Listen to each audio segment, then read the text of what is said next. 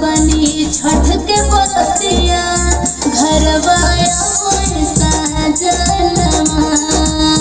भूखल बनी छठ के बरतिया घरवा साजनमा।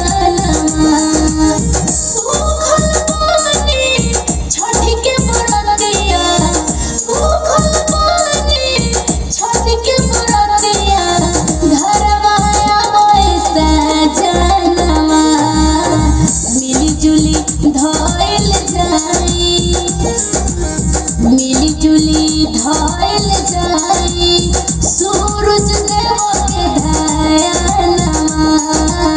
भूखल बनी छठ के बरतिया घरवा साजनमा।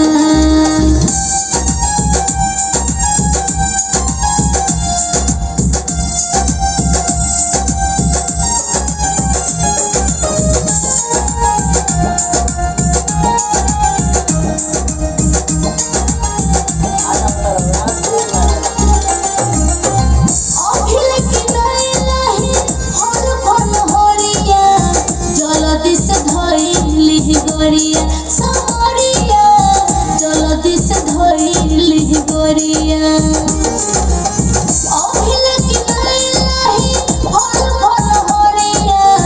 जल्दी से धइली गोरिया सामरिया जल्दी से धइली गोरिया।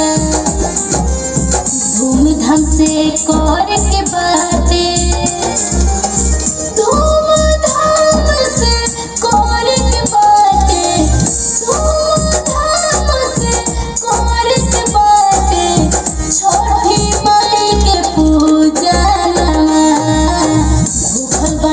छठ के बरतिया।